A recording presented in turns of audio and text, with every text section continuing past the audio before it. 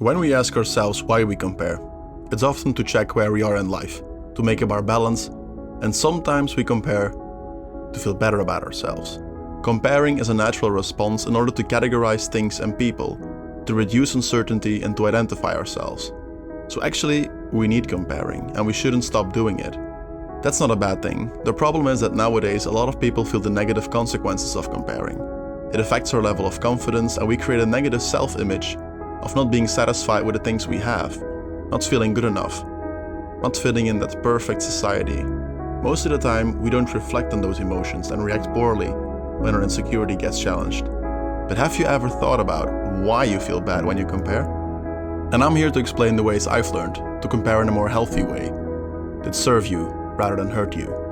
When we go on social media, we see an image of what beauty, success, and happiness should look like. We believe that our lives should be different than they are. But the word should indicates an obligation and criticism. So when we should ourselves, we're criticizing ourselves. So maybe we have to put things in perspective and understand that if we compare a perfectly filtered, specifically chosen image to our real, unfiltered, raw but true life, it's an unrealistic comparison. And whenever there is no objective measurement to compare, we create our own subjective interpretations. So it's not about the social media that makes you unhappy, it's how we use it. Rather than being jealous or envy that person, let's change the way we look at it and accept that your comparison is based on nothing because you don't want the same things your friends want.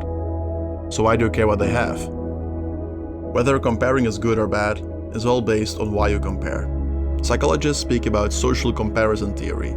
This theory is based on upward or downward social comparison.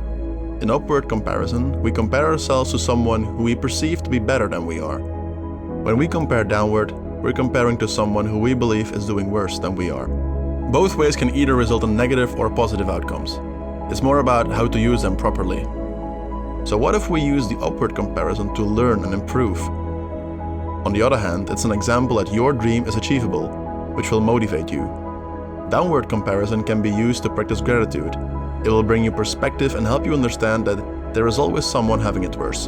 I believe this balance in comparing will serve you better and help you moving forward. A very important part of comparing is your self-image and your level of confidence. Due to the opinions of other people around us, we create an image of who we believe we are. The verification theory explains that we project our own beliefs about ourselves onto other people.